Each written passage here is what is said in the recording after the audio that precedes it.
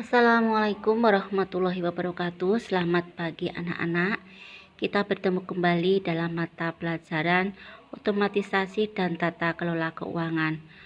Untuk pagi hari ini kita memasuki kompetensi dasar yang ke-12, yaitu mengelola operasional harian kas kecil. Anak-anak, materi kali ini tentang proses pengajuan uang tunai. Nah, sekarang silakan kalian perhatikan materinya. 1. Pengertian pengajuan uang tunai atau dana kas kecil.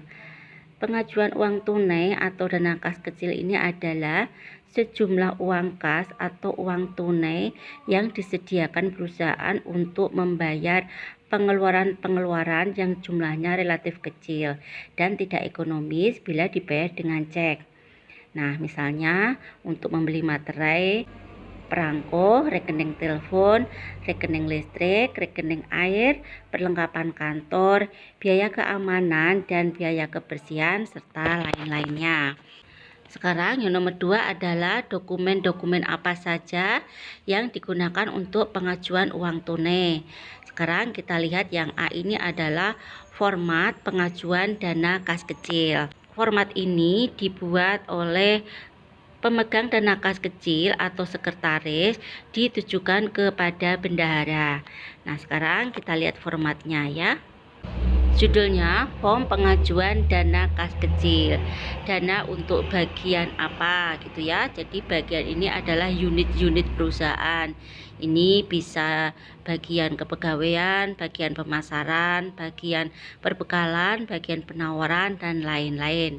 Nah, untuk contoh ini untuk divisi pemasaran atau bagian pemasaran. Kemudian yang nomor 2 ini periode kas kecil untuk 1 sampai dengan 30 Juni 2017. Nomor 3, dana awal kas kecil ini 15 juta rupiah. Kemudian saldo ini masih tersisa 2.932.000. Kemudian yang nomor 4 ini adalah keterangan, ini digunakan untuk pengisian kembali dana kas kecil. Nah, lebih lengkap lagi kalau dituliskan pengisian kembali dana kas kecil untuk divisi pemasaran periode 1 sampai dengan 30 Juni 2017 gitu ya. Kemudian di sebelah kanan ini adalah jumlahnya ditulis menggunakan Latin, kemudian totalnya ini dituliskan menggunakan angka. Nah, berapa yang diajukan itu sebesar 12.068.000 rupiah. Dari mana asalnya uang ini? Yaitu dana awal kas kecil tadi 15 juta rupiah dikurangi dengan saldonya 2.932.000, maka dana yang digunakan sebesar 12.068.000 rupiah. Jadi dana ini adalah dana yang sudah terpakai pada bulan Mei 2017. Artinya, dana yang sudah dipakai itulah dana yang diajukan untuk bulan berikutnya, gitu ya. Nah, kalau misalkan ada saldonya, berarti dana awal kas kecil dikurangi dengan dana pemakaian pada bulan itu sama dengan saldonya, gitu ya. Jadi, untuk pengajuan bulan berikutnya itu dikurangi saldonya. Kemudian dibuat oleh ini adalah sekretaris atau pemegang dana kas kecil tanggal 31 Mei 2017. Di sebelah kiri ini adalah pimpinannya ya. Kemudian tanggalnya juga sama 31 Mei 2017. Nah, anak-anak, untuk lebih jelasnya lagi kalian bisa membaca dari keterangan-keterangan yang sudah Ibu tulis berikut ini ya. Kemudian untuk formulir yang lain yaitu tentang formulir penerimaan uang tunai. Nah, formulir ini diberikan oleh bendahara dan ditujukan kepada pemegang dana kas kecil atau sekretaris. Nah, sekarang bagaimana bentuk formulirnya? Kita lihat di sini ya. Ini misalnya nomor 9. Judulnya bukti penerimaan dana kas kecil. Diserahkan kepada Rima Meliana. Nah, Rima Meliana ini adalah sekretarisnya. Uang sebesar 7.350.000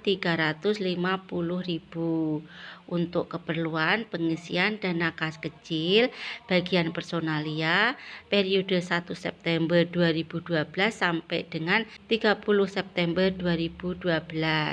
Kemudian sejumlah ini dituliskan dalam kotak dalam bentuk nominal atau angka ya. Kemudian Purbalingga dituliskan tanggal, bulan, dan tahunnya. Ini tahunnya 2012 ya, bukan 2011. Yang menerima ini adalah sekretarisnya Rima Meliana. Kemudian yang menyerahkan adalah bendaharanya atau bisa dituliskan nama orangnya. Anak-anak, ini contohnya tidak ada hubungannya dengan yang contoh yang pertama tadi ya. Ini kasus lain gitu. Untuk lebih jelasnya, kalian bisa juga membaca pada keterangan-keterangan berikut ya.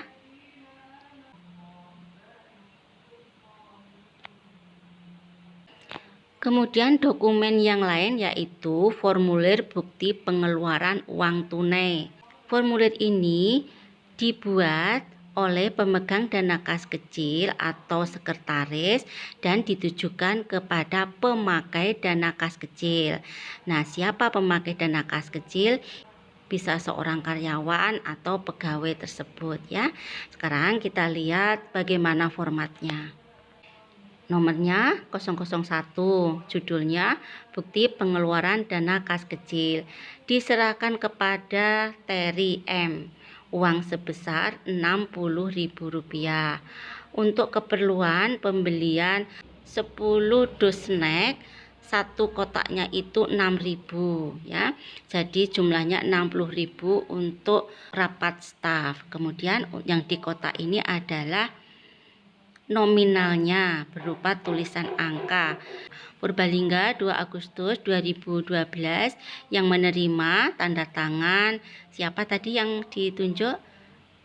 Nah, yang menerima tanda tangan, kemudian karyawan atau pegawai yang menggunakan atau memakai dana kas kecil tersebut. Kalau di sini adalah Terry M ya. Kemudian sebelah kiri ini yang menyerahkan tanda tangan sekretarisnya. Anak-anak, lebih jelasnya kalian juga bisa membaca di sini ya.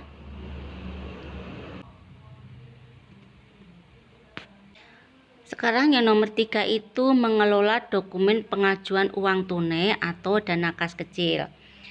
Bagaimanakah prosedur penanganan kas kecil pada suatu perusahaan?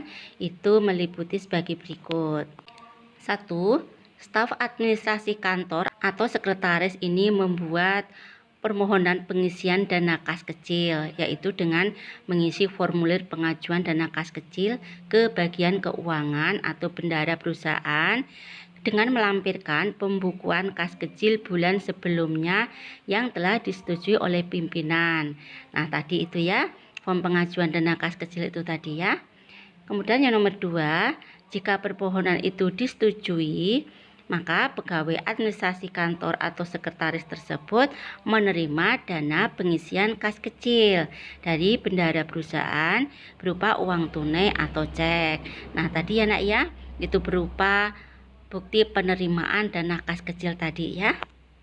Nomor 3, staf administrasi kantor itu mencatat penerimaan dana tersebut ke dalam bukti kas masuk. Kemudian ditandatangani oleh administrasi kantor atau sekretaris dan kasir atau bendahara serta diketahui atau disetujui oleh pimpinan dari administrasi kantor tersebut gitu ya. Kemudian yang nomor 4 adalah catatlah pemasukan ke dalam buku kas. Nah, itu yang harus dikerjakan oleh seorang sekretaris atau pemegang dana kas kecil. Nomor 5, uang tersebut disimpan dalam tempat yang aman, ditaruh dalam peti uang khusus yang berukuran kecil, kemudian disimpan pada lemari yang dikunci. 6, bukti kas masuk disimpan pada map owner. 7. Staf administrasi kantor atau sekretaris ini dapat mengeluarkan dana kas kecil ini sesuai dengan keperluan atasan atau pimpinan. Paham nak ya, gitu proses-prosesnya seperti itu. Jadi yang menggunakan dana kas kecil itu adalah pimpinan, tetapi dalam pelaksanaannya itu bisa dilakukan oleh karyawan-karyawannya atau pegawainya, gitu ya. Nomor 8, setiap terjadi pengeluaran, administrasi kantor atau sekretaris ini harus mencatat pengeluaran tersebut ke dalam bukti kas keluar. Nah, kemudian bukti kas keluar tersebut sebagai bukti transaksi penggunaan uang, misalnya bisa nota, faktur, dan kwitansi. Kemudian berilah nomor bukti secara urut berdasarkan tanggalnya. 9. Mintalah tanda tangan pimpinan pada bukti kas keluar tersebut. Nomor 10. Catatlah dan masukkan data bukti kas keluar ke dalam buku kas sesuai dengan sistem yang digunakan. Nah, nanti bisa menggunakan sistem impres atau sistem fluktuasi ya.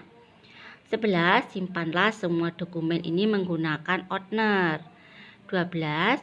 Buatlah laporan pertanggungjawaban penggunaan kas kecil lengkap dengan bukti-bukti transaksinya. Nah, itu ya proses-prosesnya nak ya. Anak-anak, ini untuk tugasnya ya. Dana tetap di bagian pemasaran sebesar 10 juta. Sekretaris bagian tersebut mengajukan dana untuk bulan Oktober 2020 sebesar 7.500.000. Kemudian terjadi transaksi digunakan untuk fotokopi makalah sebesar 500.000. Nah, kalian harus membuat form pengajuan dana kas kecil, formulir penerimaan uang tunai, dan bukti pengeluaran dana kas kecil. Kedudukan kamu sebagai seorang sekretaris di perusahaan tersebut ya. Kemudian nama-nama yang lain silakan tentukan sendiri.